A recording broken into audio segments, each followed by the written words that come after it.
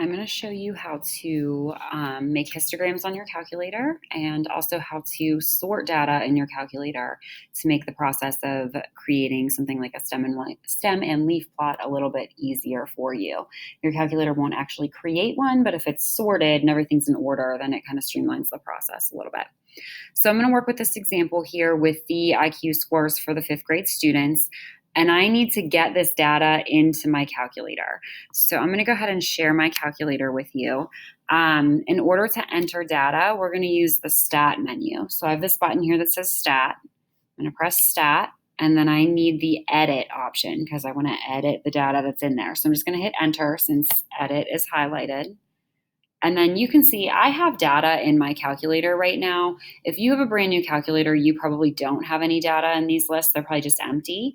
If you do have data in a list and you need to empty it, if I go up to use my cursor and I highlight where that L2 is, I can hit clear and then enter and it'll clear that list. And then I can do the same if I want to clear the data that's here in list 1. I can hit clear and then enter and it'll clear that list for me.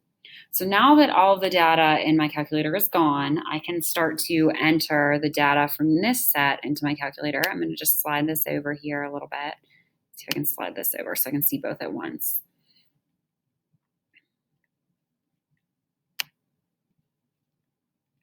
Okay, so I'm going to enter the data from the worksheet over here into my calculator. I just want to make sure that this cell is highlighted because that's where I'm going to type. My first entry is 139. So I just type in 139 and then I hit enter and it'll put it in there for me. Then I'm going to type in my next entry. So I can either go across the row this way or down the column. It really doesn't make a difference. I'm just going to go across the row. So I'm going to type in 126 and then I'm going to hit enter. And then 122 and hit enter. And then I'm just going to do that for all of the entries in the data set. So you can go ahead and pause the video and type the data in. I'm going to do the same. Okay, so I have all of the data typed into my calculator here.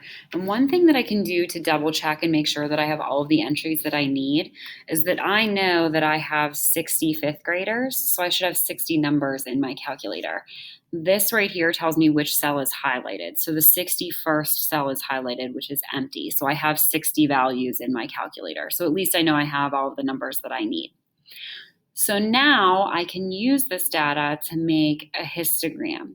So to make a histogram, I'm going to hit second and then y equals because I want that stat plot menu. Second, y equals. And then I'm going to select one of these stat plot options. And you can see here, because I've used my calculator before, this first stat plot is turned on for me. If yours is a brand new calculator, they probably all say off. If you see that you've got a mix of things turned on and off, you can go ahead and go down to option 4, which is plots off, and hit enter and enter again, and it'll turn them all off for you. So that way your calculator is not trying to make multiple graphs at the same time.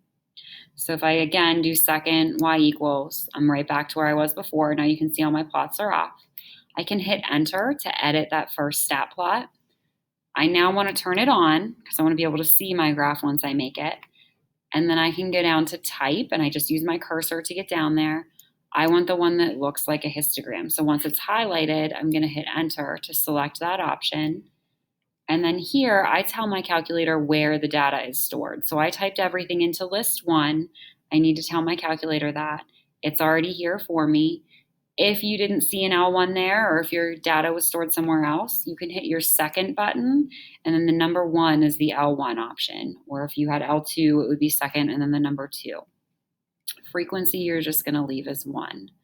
Once you have that all set up, your calculator has a zoom stat option, which will create the graph and adjust the window for you. So if I hit zoom up here in the top middle, and sometimes these little tabs show up. If that's the case, you can just quit. So second, and then mode will get you out of those tabs. And then if I hit zoom, option 9 is zoom stat. So I can just hit zoom 9, or I can scroll down to option 9, and then it's going to make a histogram for me. So now on my histogram, if I want to transfer this to my paper, I need some numerical values so that I can label and scale my axes.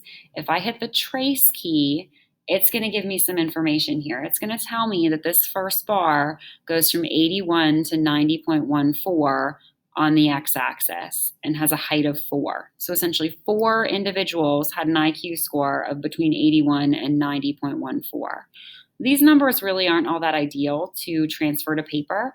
Maybe instead of counting from 81 to 90.14, maybe I just tell my calculator I want to count by tens. I'm going to start at 80, I'm going to go from 80 to 90 to 100 to 110, and I can do that by adjusting my window.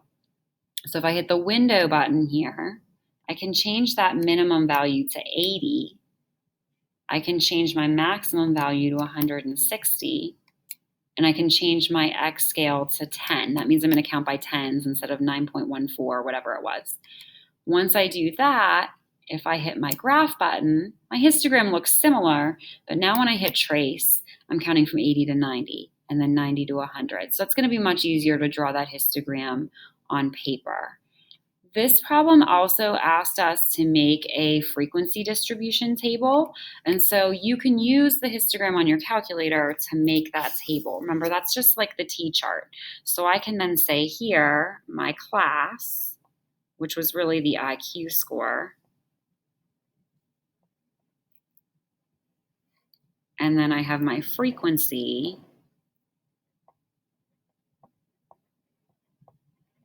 or number of students. So then for that T-chart, these bars are going to tell me what to fill in. So that first bar goes from 80 to 90. So I would say 80 is less than or equal to X is less than 90. And then I continue to count by tens. So I've got 90 is less than or equal to X is less than 100.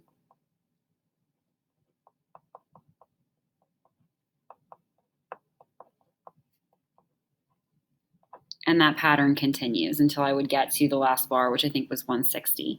And then for the number of students, or the frequency, that's just the height of the bar over here. So that first bar had 3 students. Then if I scroll over to the right, that next bar had 4 students.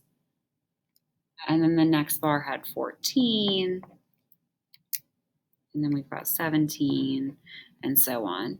So I can build my frequency distribution from my calculator. Now, if I didn't have a calculator and I wanted to make a histogram, I could look at this data over here, and maybe from the range of data, I would think something like counting by tens would be appropriate. So I would set up my classes, and then I would go through this data set and I would count. I would say, okay, how many IQ scores are between 80 and really 89, since they're integer values? And I would go through and I would find, okay, I've got an 81, I've got an 89, I've got an 82. So that would be my 3 students here. And then I would count how many are between 90 and 99. And that would be my 4 students here.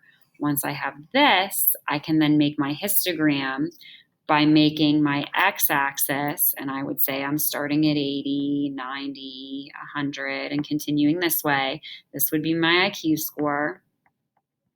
And then my y-axis would be my frequency, or number of students.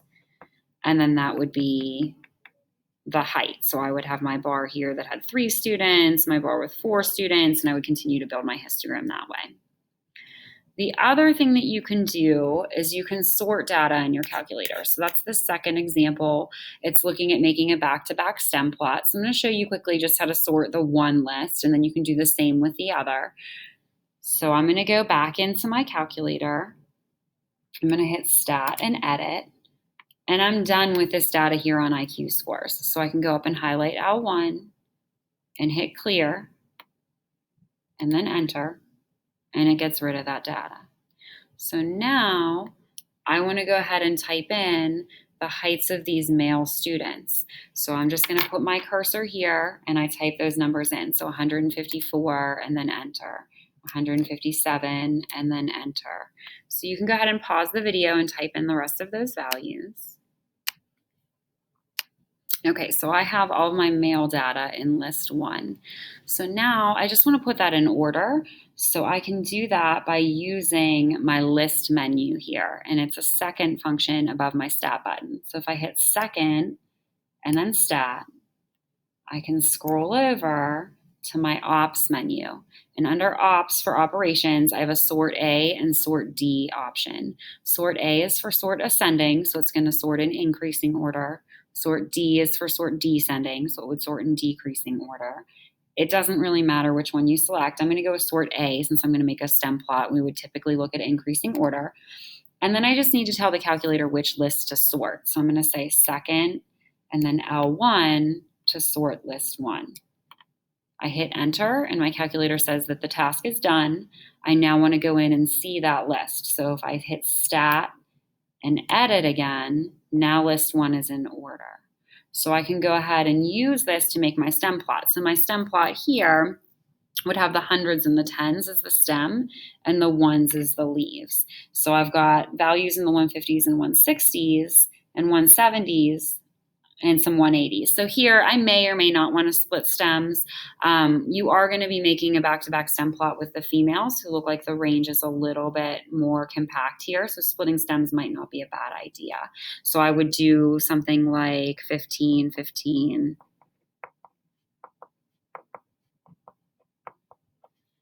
and then I would start to put those values in. So if I put the males over here, I've got a 1 and a 4 for the 151 and 154. And then again, that 157 goes on the next line because leaves of 0 through 4 on the top, 5 through 9 on the bottom.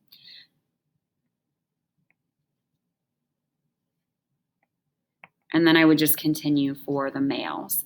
You then can go ahead and type the female data in list 2 just by going into stat edit, and you use your cursor to go over to list 2. And you would type those values in just the same way. Once they're in there, you just tell your calculator to sort list 2. So again, that sort option was in the list menu. So second and then stat, scroll over to ops, sort A, and then to tell your calculator to sort list 2, it's going to be second and then the number 2 to sort list 2. So once you've sorted that, you can put those women on the left-hand side of the stem plot and then compare the two.